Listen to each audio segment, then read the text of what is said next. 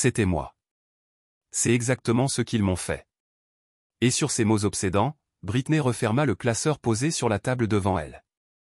Pourtant, le tribunal sentait que ce n'était pas encore la fin, elle commençait seulement à dévoiler toute l'histoire.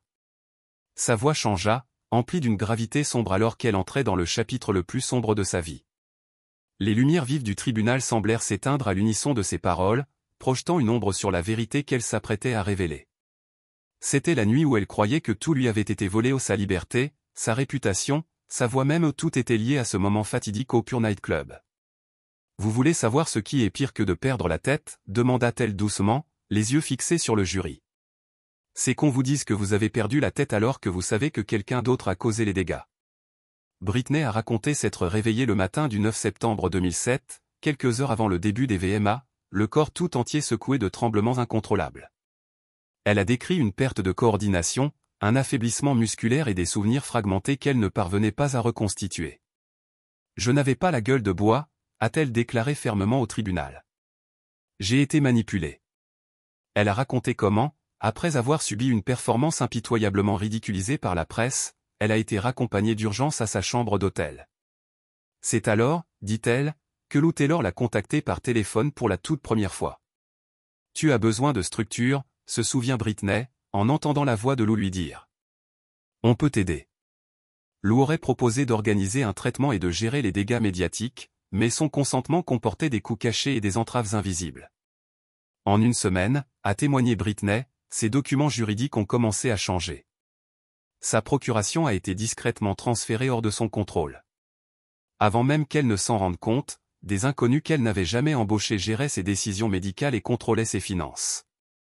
Puis, une révélation a stupéfié tout le monde dans la salle d'audience. Britney a déclaré avoir découvert plus tard que Diddy lui-même avait appelé Lou Taylor juste après les VMA. Il lui a dit que j'étais allé trop loin, dit Britney d'une voix basse. Que le public avait vu tout ce qu'il avait à voir. Elle marqua une pause, ravalant la boule dans sa gorge. C'est arrivé si vite. Un soir. Un spectacle. Et soudain, je n'étais plus maîtresse de ma vie. Britney a ensuite témoigné que cette nuit-là même, quelqu'un du personnel de la salle, quelqu'un qui avait été témoin de son effondrement dans les coulisses, avait désespérément essayé de la contacter, de lui rapporter ce qu'ils avaient vu, mais leurs appels ont été réduits au silence.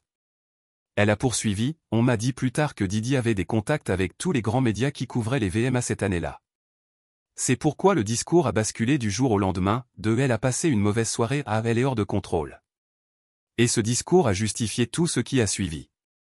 Sa voix s'éleva, une étincelle de défi féroce perçant la douleur. Je ne me suis pas effondré. J'ai été abattu. Le silence régnait dans la salle d'audience, les jurés clignant lentement des yeux, certains visiblement émus. Pour la première fois, Britney se pencha en avant, les mains fermes, le regard fixé sur la vérité. Et puis, la bombe est arrivée. Britney a révélé des preuves inattendues, qui ont bouleversé la version officielle. On m'a dit pendant des années qu'il n'existait aucune vidéo de cette nuit-là, a-t-elle commencé. Mais ils ont menti. Je l'ai vue. Elle a expliqué que durant ces derniers mois sous tutelle, un ancien employé anonyme de Tristar l'avait contacté. Ce lanceur d'alerte affirmait posséder des images de surveillance brutes et non montées de la nuit du 8 septembre 2007, le soir où elle avait assisté à la soirée de Diddy au Pure Night Club. Selon la source, les images n'avaient jamais été diffusées, n'avaient jamais été mentionnées dans aucune enquête et n'avaient jamais été enregistrées par le système de sécurité de l'hôtel. Au contraire, elles avaient contourné les archives de l'hôtel et étaient tombées directement entre les mains de Diddy. Britney a témoigné que la vidéo la montrait en train de danser brièvement, buvant dans une flûte que lui avait remise un homme en costume gris, un homme qu'elle ne connaissait pas à l'époque, mais qu'elle a identifié des années plus tard comme l'un des plus proches collaborateurs de Diddy. Dans la vidéo, dit-elle, elle commence à trébucher, puis s'assoit, visiblement désorientée. Un groupe d'hommes l'entoure. Quelques minutes plus tard, on la fait sortir du champ.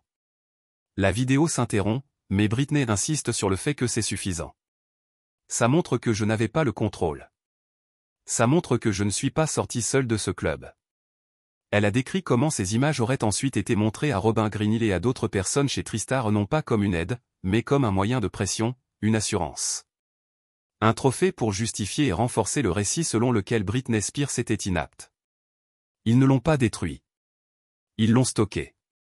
La voix de Britney vacillait, tremblante d'émotion alors qu'elle partageait ce que le lanceur d'alerte lui avait dit ensuite, que Tristar et ses filiales possédaient des dizaines de telles cassettes, non seulement d'elle, mais d'autres artistes.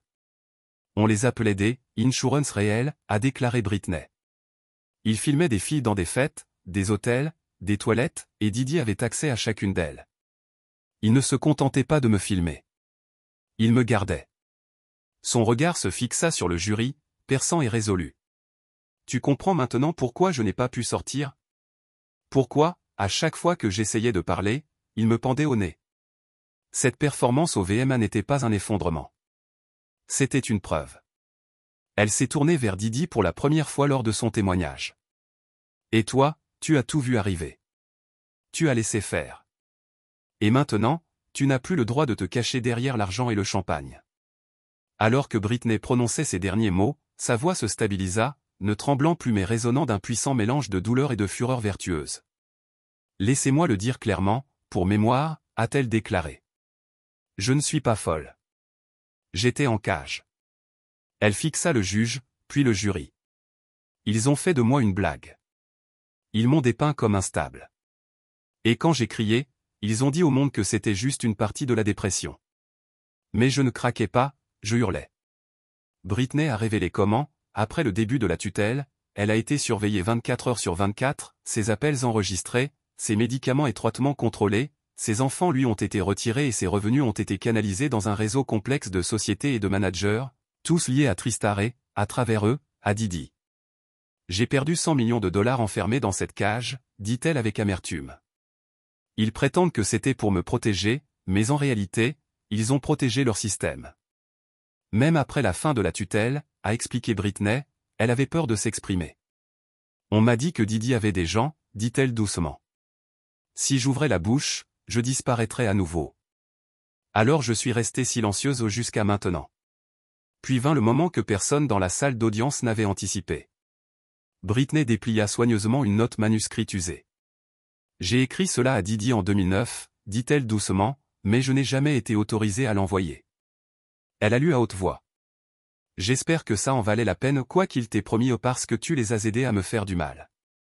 Et je ne sais pas si tu l'admettras un jour. Mais je sais que tu l'as fait.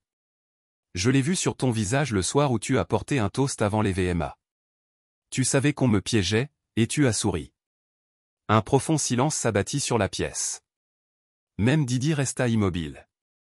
Britney plia le billet et le glissa dans sa poche. Ce n'est pas une question d'argent. Ce n'est pas une question de célébrité. Il s'agit que mes enfants sachent la vérité. Savoir que leur mère n'était pas une ratée, elle a été victime d'un coup monté. Elle se tourna vers le juge, la voix ferme et pleine de détermination. Pendant 14 ans, j'ai supplié qu'on m'écoute. Maintenant, c'est fait. Ne détournez plus le regard.